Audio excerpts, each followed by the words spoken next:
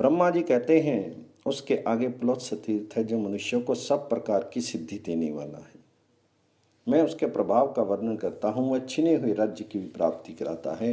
विश्रवा मुनि के ज्येष्ठ पुत्र कुबेर जो रिद्धि सिद्धि से संपन्न और उत्तर दिशा के स्वामी हैं, पहले लंका के राजा थे।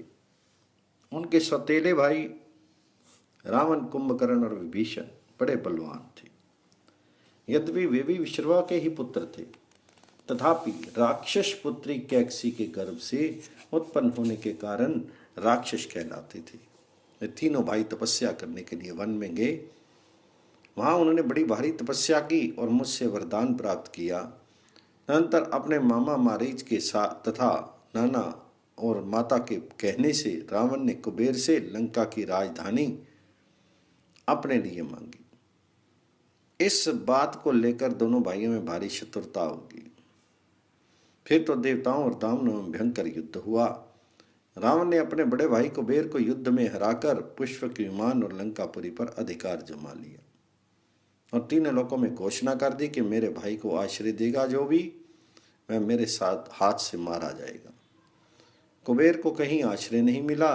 तब वे अपने पिता में पुलस्त्य के पास गए और उन्हें प्रणाम करके बोले, मेरे दुष्ट भ्राता ने मुझे लंका से निकाल दिया, बताइए अब क्या करूं? आप मेरे लिए देव अथवा तीर्थ ही आश्रय का शरण है।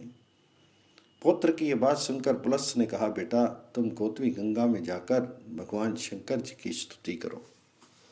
वहां गंगा के जल में रावण का प्रवेश नहीं हो सकता, अतः मेरे साथ वहीं चलकर कल्याण में सिद्धि प्राप्त करो। कुबेर ने बहुत अच्छा कहकर उसकी आज्ञा स्वीकार कर ली और पत्नी, पिता, माता तथा वृद्ध महर्षि पुलस्त्य के साथ गोतवी गंगा के तट पर गए। वहां गंगा में स्नान करके पवित्र होकर कुबेर मोक्ष के दाता देवेश्वर भगवान शिव की स्तुति करने लगे। शंभो, आप इस चराचर जगत के स्वामी हैं, दूसरा कोई नहीं। जो लोग आपकी ही अवहेलना करके मोह व धृष्टता करते हैं वे शोक के ही योग्य हैं। आप अपनी 8 मूर्तियों द्वारा संपूर्ण जगत का भरण पोषण करते हैं। आपकी आज्ञा से ही सब लोग चेष्टा करते हैं, तथापि विद्वान पुरुष ही आपकी महिमा को कुछ कुछ जान सकते हैं। एक दिन जगदम्बा पार्वती ने अपने शीर के मैल से एक पुतला बनाकर रख दिया और परिहास में आपसे कहा, देव ये आपका शूरवीर पुत्र है। उस पर आपकी कृपा दृष्टि हुई और वह विघ्नों का राजा गणेश बन गया। अहो, महेश्वर की दृष्टि कितनी अद्भुत का प्रभाव है। जब कामदेव भस्म हो गया और रति उसके लिए विलाप करने लगी, तब दयामयी माता पार्वती ने आंसू बहाते हुए आपकी ओर देखकर कहा, भगवान इन बेचारी का दाम्पत्य सुख छिन गया है। तब आपने उस पर भी कृपा की। कामदेव मनोभाव हो गया, वह रति की मनोभूमि में प्रकट हो गया। इस प्रकार उमा सहित महादेव जी की कृपा से रति ने पूर्ण सौभाग्य प्राप्त किया। इस प्रकार स्तुति करने पर भगवान शंकर कुबेर के सामने प्रकट हुए। उन्होंने वर मांगने के लिए कहा, किंतु हर्ष अतिरेक के कारण कुबेर के मुख से कोई बात नहीं निकली।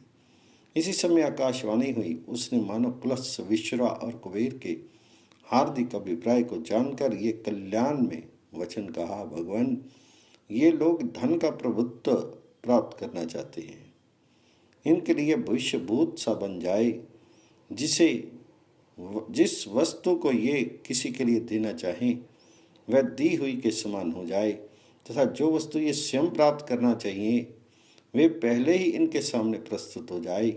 ये भगवान शंकर की आराधना करके इस बात की अभिलाषा रखते हैं कि हमारे शत्रु परास्त हों, दुख दूर हो जाए, दिक्पाल का पद प्राप्त हो, धन का प्रभुत्व मिले, अपरिमित दान शक्ति हो, साथ ही स्त्री और पुत्र का सुख भी बना रहे। कुबेर ने ये आकाशवाणी सुनकर त्रिशूलधारी भगवान शंकर जी से कहा, देव ऐसा ही हो। तथास्तु कहकर शिव ने उस देववाणी का अनुमोदन किया। इस प्रकार पुलस्त्य, विश्रवा और कुबेर का वरदान से अभिनंदन करके भगवान शिव अंतर्ध्यान हो गए। तब से उस तीर्थ के 3 नाम पड़े, पुलस्त्य तीर्थ, धन तीर्थ, वैश्वरस तीर्थ, वह समस्त कामनाओं को देने वाला शुभ तीर्थ है। वहाँ स्नान आदि जो कुछ भी पुण्य कर्म किया जाता है वह अधिक पुण्यदायक होता है।